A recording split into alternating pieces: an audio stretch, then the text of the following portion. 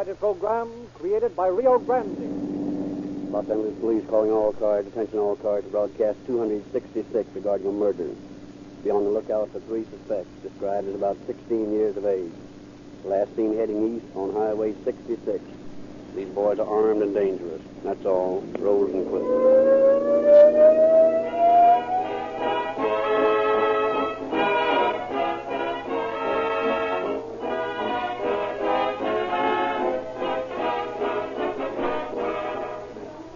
At the recent Pan American Conference in Lima, Peru, 20 of the 21 republics were in agreement, almost from the first.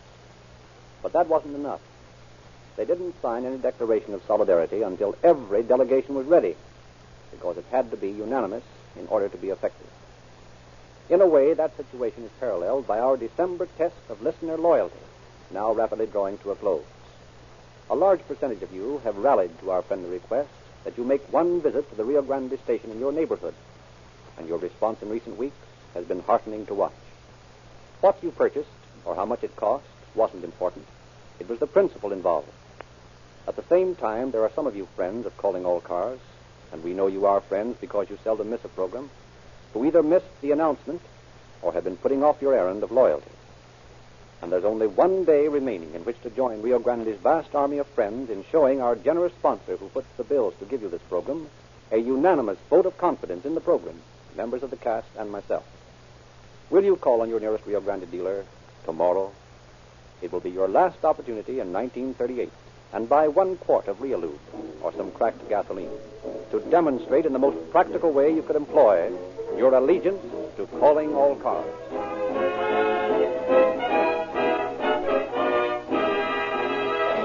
The story we are to hear tonight has been taken from the confidential files of the District Attorney of Los Angeles County. We have therefore asked District Attorney Buron Fitz to open our program. Mr. Fitz. Much criticism has been leveled at the youth of today. We hear on every side that our youngsters are headed for perdition. Those of us who are willing to face the facts realize that much of this indictment is true.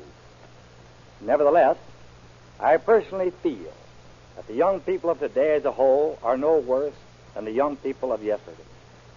This fact, however, we cannot deny. The American home of today is not the settled, normal, old-fashioned American home of the past. Certainly, the 3 boys about whom we are to hear in this program would not have turned out as they did had they been subjected to a more sane, sensible home life. It is not only the habitual criminal, but the parents and the youngsters of today to whom we must bring the lesson that crime does not pay. Just how it affected the lives of the persons in our story, we shall hear as the program progresses.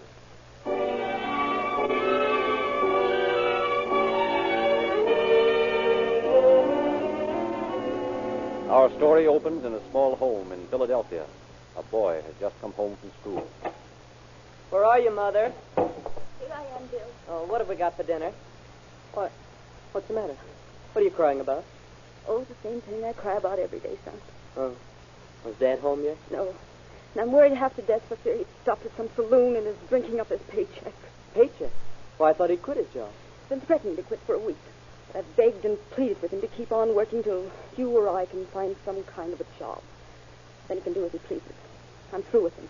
You mean you're going to leave him for good? Don't ask me any questions now, Bill. Just go and see if you can find your father. The rent's due tomorrow, and he gets to drinking and spends all his money. Yeah, I'll go over to Dugan's. That's where he generally stops on Saturday. Old Dugan cashes his check for him and shoves the liquor at him until he gets all the money back. But if Dad's there and he's got any cash left, well, I'll get it somehow. But don't hang around the place, son. If he's there, try to get him to come home. If you can't do that, try to get his money away from him in some way.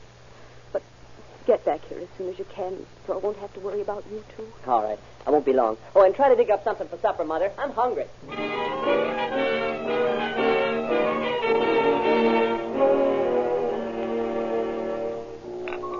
Oh, hey, young fella, looking for your old man? Of course I am. Is he here? In the back room. Did you cash his paycheck for him? Sure, I'm always ready to do anything to help the fellows who work in the neighborhood. Yeah, and always ready to shove a bottle at them until they haven't got a cent left for food for their wife and kids. Oh, smart, ain't you? Well, I don't want none of your wisecracks. Now go on and get that old bum and drag him out of my place. drank him out. Has he... Yes, he has. Go on back and take a look at him. He's out cold as a mackerel. You dirty rat. Dad, wake up. Dad, come on, let's go home, will you?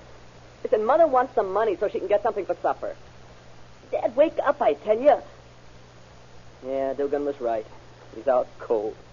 Well, I'll take the money anyway. Wait. Let me alone, will you? What do you want, huh? Here, get your hands out of my pocket, you little thief. Mother said to get what money you had left, and I'm going to do it. Take your hand out of my pocket or I'll slap your teeth out. No, I'm not. Not till I get this money. You won't, eh? Oh. What do you like that, huh? Oh. Now, you leave me alone. I want to go to sleep. All right, go to sleep and stay here as long as you please. I don't care if you never come home. And don't give me none of your lip or I'll smack you again. Yes, I know you will. But you're going to smack me just once too often. And mind your business, you hear me?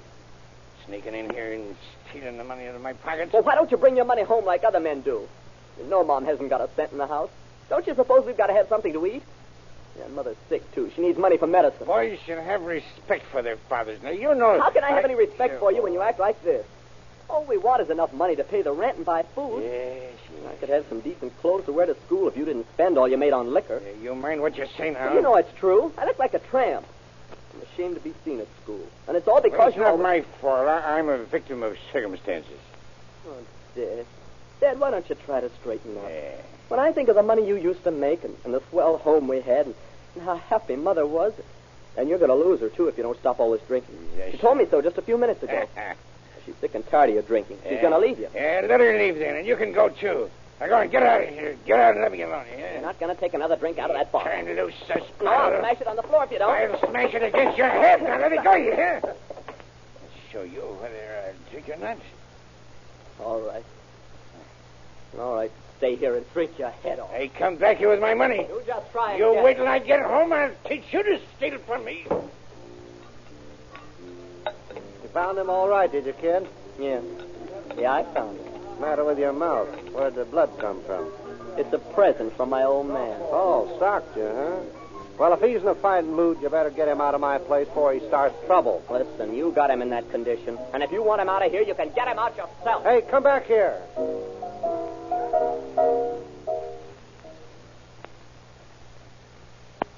Wait now, just a minute, son. I'll have to put a piece of adhesive tape over that cut place on your lip. The idea of him striking you in the mouth with his fist. No, I'm just glad he didn't hit me with that bottle. I thought he was going to for a second. You know, Mom, I sort of feel sorry for Dad in a way. He has had a lot of tough breaks. Other men have had tough breaks too, Bill. But they don't just quit and let their families suffer for their misfortunes. Oh, I know. And I still respect him as my father, but, well, when he's in the condition he's in now and starts slamming me around, well, I told him today he's going to do it just once too often. Now, wait here. Let me fix that cut on your mouth. It's hard to take abuse, son, but your father's not himself when he's drinking. You must remember that. Yeah. I suppose if I ever did forget myself and hit back at him, he'd half kill me. He's big enough to do it. Yeah, and mean enough, too, when he's full of liquor. There he is now. Put that money out of sight where he can't find it. Here you are, the two of you, huh? Yes. I've just finished patching up Bill's face. Not content with humiliating us in every other way, you use your fist on your own son in a public saloon. You've got a lot of nerves to talk to me about humiliating somebody. The idea of sending that boy down to Dugan's place to pick my pocket. If I want you to have my money, I'll give it to you. Then why don't you do it? Do you suppose I wanted Bill to go into that dirty dive?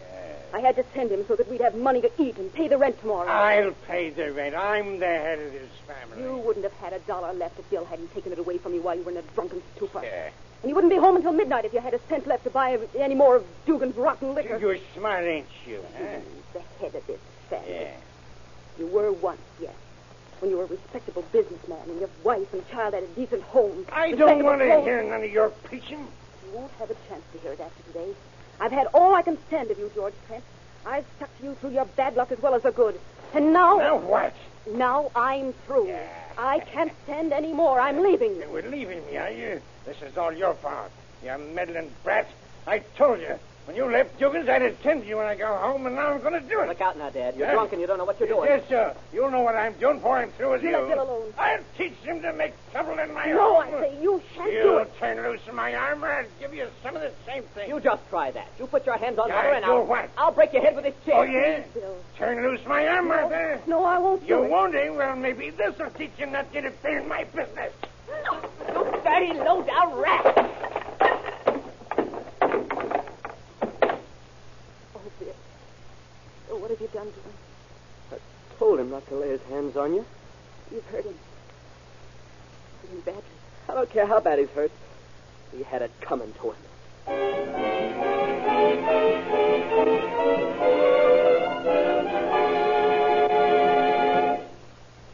Have the police gone yet, Mom? No. They're in the kitchen. In the kitchen? What are they doing there? Investigating. They don't believe the story we told them about your father falling and striking his head on the sink. But did you find out why they came here? I mean, how they found out about Dad? Yes. The doctor told them the case looks suspicious. Bill, you've got to leave here at once. Leave? What? Your father's hurt worse than we thought. I'm afraid the police are going to arrest you. Oh, all right, let him arrest me. Gee, I guess a boy's got a right to protect his mother when his drunken father starts to slam her around. No, Bill, I couldn't stand it. I'm on the verge of a nervous breakdown now. And if they put you in jail... All right. All right, Mom. I'll go. Here's the money you took from your father today. Oh, but that's for next month's house rent. There won't be any house rent to pay next month. Here. Take it and use it for your railroad fare. Well, where do you think I ought to go? To your Aunt Margaret in Los Angeles. I'll send her an airmail letter explaining everything. But now hurry. Pack a few things in your suitcase and slip out the window before the police come in here to question you.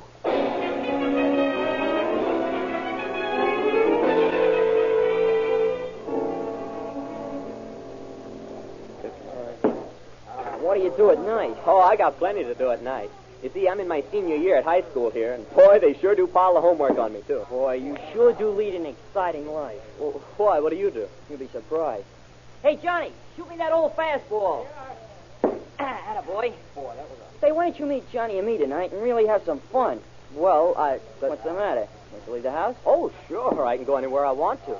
Jiminy, my aunt's always asking me why I don't meet some of the fellas and go out sometime. She doesn't like me to stick around the house so much, but... Well, you see, I've only been out here in California about 2 months, and I don't know many people. Where'd you come from? Philadelphia.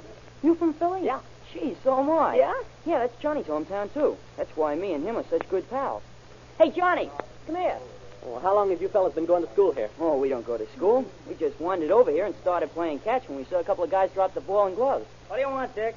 Here's another guy from Philly. Yeah? What's his name? Well, I don't know. I ain't bothered to ask him. Oh, my name's Trent. Bill Trent. Okay. I'm Johnny Rutledge. And I'm Dick Morrow. He thought because we was playing catch on the grounds here that we went to school. I should say not. Our school days are over. Over? You mean you've graduated? No, he means we've quituated. Oh. We left school 6 months ago in Philadelphia when we decided to see the world. Yeah, we've been tourists ever since. Gosh, you must have lots of money to travel around like that. What kind of work do you do? Work. You hear that, Johnny? What do we want to work for? Well, I don't know, but if I wasn't living with my aunt, I'd sure have to work. And gee, as it is, I don't get any spending money, unless it's just a little change to go to a picture show once in a while. Yeah, how do you like it out here? It's all right, I guess, but well, you see, my mother's back in Philadelphia. I told her I'd rather be with her. Is your aunt good to you? She's all right, but I don't have anybody to pal around with. Well, how about your uncle? Can't you go places with him? My aunt's husband, you mean? Oh, they've been separated for years. But she's still young enough to enjoy beach parties and swimming and things like that. Well, then why don't you go along with her? Because she doesn't want me to. She's always got some fella on the string, and I'd just be in the way. So I either stay at home or go to the picture show by myself. Yeah, no wonder you'd rather be back with your mother in Philly. Yeah, and I'm going back, too, just as soon as I can. Tell you what you do, Bill. Yeah? You meet me and Dick tonight at 4th and Broadway, and we'll show you a little excitement. 4th and Broadway? Yeah. Okay, I'll be there. Uh-oh, there's the bell. I got to go to class now. Oh, say, what time shall I meet you? About 8 o'clock. 8 o'clock. Okay, I'll be there. So long, fella. So long. So long.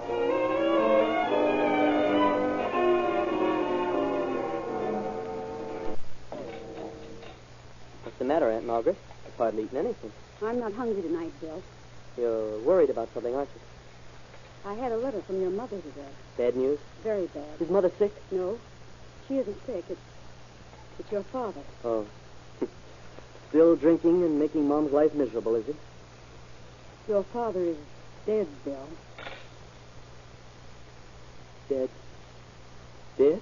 Your mother sent this special delivery airmail letter yesterday. It just passed away when she wrote it. But I thought he was getting better. In her last letter, Mom said he I was... know. She didn't want to worry you. She never did tell you the worst, Bill. What do you mean? Your father never left the hospital. Never recovered from the accident. The blow on the head. Oh, no. No, you mean that I'm responsible for... The police think your mother is to blame. They've arrested her and charged her with manslaughter. She told them she struck your father. But they can't do that. She didn't have anything to do with it. She's trying to protect you. She told the police that she was entirely responsible. I'm going home, Aunt Margaret. I'm going tonight. But how will you get there? You haven't any money. Listen, can you loan me enough for railroad fare? I'll pay it back just as soon as I can get... I'm sorry, Bill. You know how hard it is for me to make ends meet. I just barely have enough to get by each week. Maybe you could wire your mother. She could borrow the money from some of her friends. No, I've caused Mother enough worry as it is. Now, never mind. I'll get there somehow. I better go up and pack my things.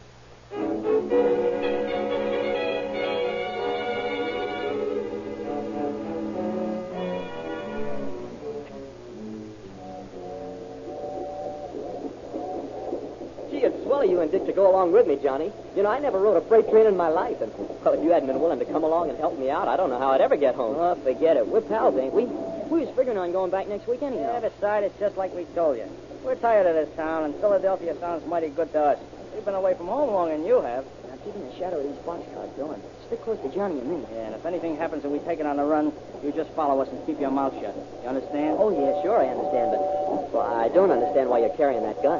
Now, look, I don't want to get mixed up in a shooting scrape. I'm in enough trouble now. You ain't going to get in no trouble as long as you do what we tell you. But what are you carrying the gun for? So we can bluff our way through in case we run into any tramps or other bums in one of the cars. Sometimes they try to throw us off the train. Hey, and Dick, you don't... you and Bill come over here and see what I found. Yeah? What is it? A car loaded with canned goods, and the seal on the door was already broken. Oh, yeah? You wouldn't kid us, would you? Come on, Bill, crawl in. Hey, this is risky, ain't it? If they catch us in an empty car, it'll be bad enough, but if we're... Go on, crawl in. I don't know how lucky you are. At least you can eat till you get arrested. Oh, shut up, Dick. Ain't he going to have enough trouble with the cops when he gets home? Don't keep rubbing it in. Hey, fellas, quick, here comes somebody. Get back in the car, Bill, and keep quiet. That's a yard detective. I can tell by the way. Hey, you, come out of that car. Gun ready, Johnny. Gun? No, you said you only had that to scare off tramps. Pipe down. But this man's a detective. He's an officer. You can't shoot. Come out of there. You're all under arrest. He's coming for us, Johnny. If they ever get us in a police station, you know what it means. Yeah, this Dick will never take us in a police station. Are you coming out, or do we have to come in and get you? To arrest us all. Yeah, wait and see if he does. Come on. When you hit that ground, Bill, you want to be running. Follow me and Johnny, and don't pay no attention to that copper. Let's go now. Stop right where you are. Stop, I say. He's shooting at us. Stuck in between these cars. Let him have it, Johnny. Try to plug me, will you, copper? I'll show you. He's shooting while he runs. Yeah, and I'm going to stop him from doing both. You got him. He's down, flat on his face. You killed him, Johnny. Yeah, what of it? He was trying to plug us, wasn't he? Come on now. Take it on the land before the rest of the cops get here.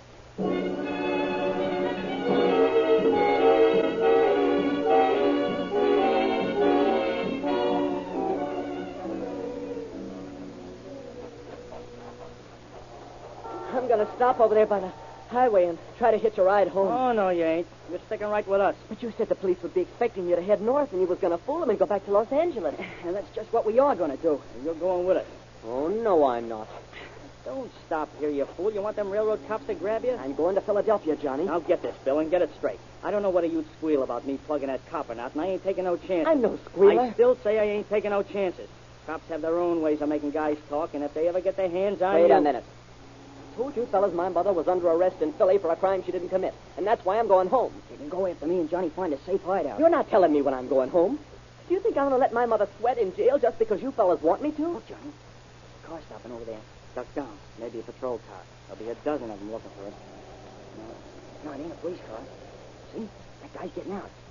He's fixing something on a running board. Yeah. Tourist, maybe. We'll take a chance. Come on. We'll go back to Los Angeles. Not me. I'm going to Philadelphia. So I gotta get tough with you, huh? Hey, take that gun out of my rib. And head for that car over there and make it snappy. All right. All right, you got me. Let's go. And if you think I won't plug you, you just open your trap about what I done to that yard detective. We gotta do this job quick, Johnny. We can't be seen standing here talking to that guy. Leave it to me. Having a little trouble, mister? Yeah? Oh, hello. No, not much trouble. I came there losing a couple of my suitcases off the running board. Oh, you got them fixed now? Yeah. Tied on good and tight. Yeah. This boulevard will take me straight into Los Angeles, won't it? Yeah, it'll take us all straight into Los Angeles. What? Get in the back seat. Hey, what's Shut going on? up. Don't ask no questions. Just get in and hurry. I'll try, Johnny. Now, see here, young Get man. in before I drill you. Pile in there with him, Bill. Keep your eye on him, too, Johnny. I'll watch him. Get going. And don't drive too fast.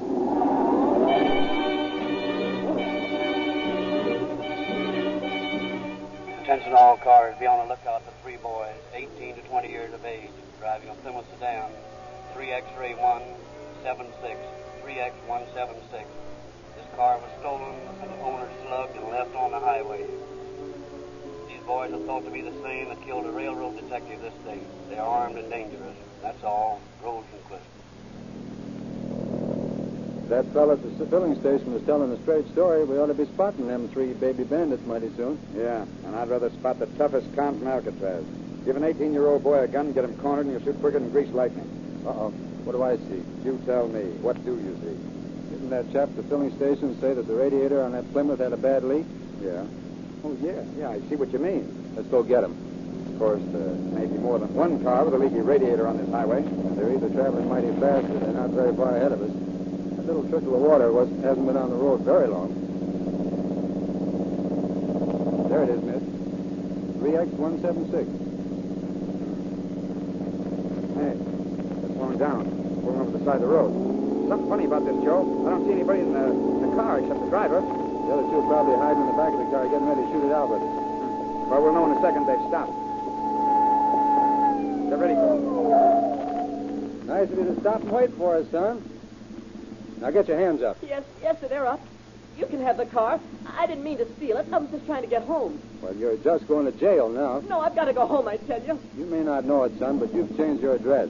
Go ahead, Mitchell. I'll drive this car. I want to show this young man the way to his new home. Well,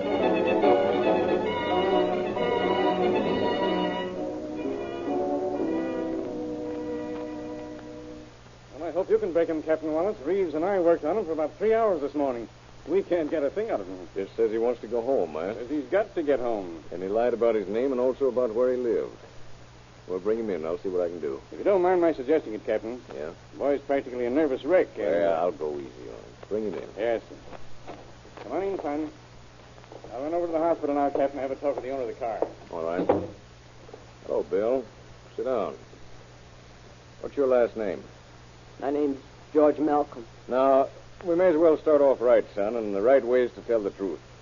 Your name's not George Malcolm, and you don't live in Pittsburgh. We have a telegram here which states you're Bill Trent, and you live in Philadelphia. How'd you find out? Simplest thing in the world. If you look at the label on the inside of your overcoat, you'll see the name of the store in Philadelphia where you bought it. Yeah. Yeah, I see. And I forgot about writing my name on the label inside the pocket. I guess I'm not very smart, or I'd have torn that out, huh? No, you're not very smart, Bill, or you'd open up and tell us what you know. Be a lot better for you. Look, Captain, I said I wasn't smart, but you fellas take me for a fool. Tell you what I know and stay in jail for 10 years, maybe? No, I'll tell you nothing. If you can keep me here for the rest of my life just because I won't talk, well, you'll have to do it. You got the wrong end of that match in your mouth, Bill. Here, there's a couple of fresh ones. Chew on them for a while. Oh, wait till they talk to the man that owns the car. He'll tell you I didn't hold him up. He'll tell you I didn't steal the car. Well, you were found driving the car. Well, sure, I was driving it. Sure I was, but I was trying to get away from... From whom? Well, I can't tell you. And I'll tell you. First, you may as well know we've already talked to Mr. Barry, the man who owns the car, and we know you didn't hold him up. We also know that one of the other boys forced you in the back seat with Mr. Barry and held a gun on both of you. Now, you were trying to get away from those other 2 boys, Bill, weren't you? Sure I was. Who were they? Can't tell you. How'd you happen to be with them when they held up Mr. Barry and stole his car? I can't tell you that either. Were you with them when they killed the railroad detective? I won't tell you anything. You're trying to make a rat out of me. You want me to be a squealer, don't you? But I won't do it. You can't make me. Going to let your mother stay in jail because you want to protect a couple of murderers, huh? I told you I've got to get home. The Philadelphia police say your mother's accused of killing your father. She didn't do it. She's innocent. Oh, why don't you let me out of here so I can go home and clear my mother's name? Why don't you clear your own name? Well, because... Well, don't you see? Johnny and Dick were trying to help me get home when all this trouble happened. I can't turn on them now. You're a bigger fool than I took you for, Bill. Those other 2 boys were framing you from the start. No, I won't believe that. We were trying to steal a ride on the freight train, but I had to get home somehow, and And listen, that cop didn't have no right to shoot at us just because we How'd were... you happen to be in Mr. Barry's car alone? Well, the other boys hopped out, see? Right after Johnny slugged Mr. Beery and threw him from the car, and... Yes, go on. They told me to go on to Philadelphia and keep my mouth shut, and I was worried about Mother, and I guess I just turned the car around and started falling. No, take it easy, son. My mother didn't kill Dad, honest, she didn't. I did it. You hear, I did it. She's taking the blame to save me, but I didn't mean to kill him. He was beating me, and then he turned and hit Mother, and I slammed him with a chair, and... Well, why don't you let me go home so I can help her? Where are Dick and Johnny now? I don't know. They tried to frame you with a car, Bill. They knew you'd be caught driving it. Now, where are they hiding? I don't know, I tell you. Why, they even left the gun in the car so you'd be accused of the murder of that yard detective. Now, where are those boys hiding? I don't know where they are. I don't care where they are. I'm not worrying about them. I'm only thinking about my mother. I've got to get to her. Can't you understand that? I've got to help her. You know where the boys lived here in Los Angeles? Yes. Did they tell you where they lived in Philadelphia? Yes. Will you help us to find them? Well, will you help me to get to my mother? If you'll tell us the truth, we'll help you. All right. All right, I'll tell you. I'll tell you everything.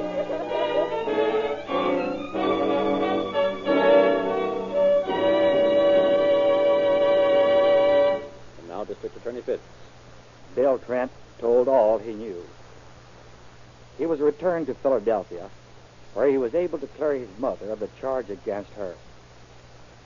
He gave full cooperation to officers in the apprehension of Rutledge and Dick Morrow. They were arrested, returned to Los Angeles, and tried for the shooting of the railroad detective. Both received sentences in San Quentin prison, where they are learning bitterly that crime does not pay. Thank you, Mr. Fitz. Now, just a reminder that tomorrow is the last day of the December test of loyalty. So don't forget your friendly gesture to the cast, the sponsor, and myself by seeing your Rio Grande dealer tomorrow. Tell him you're a Calling All Cars fan. Wish him a Happy New Year and vindicate the confidence we have in our Calling All Cars friends. And now, Mel Williamson, your writer and producer, Bill Hatch and his orchestra, your cast, and Jack Edwards, who played the part of Bill Trent, join me in wishing you a Happy New Year.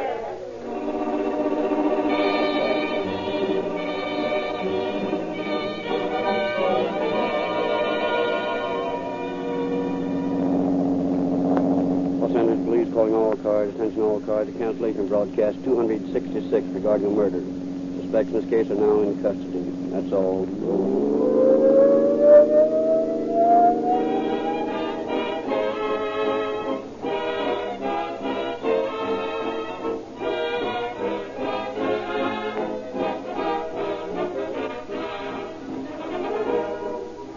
This is your narrator, Frederick Lindsley, bidding you good night for Rio Grande.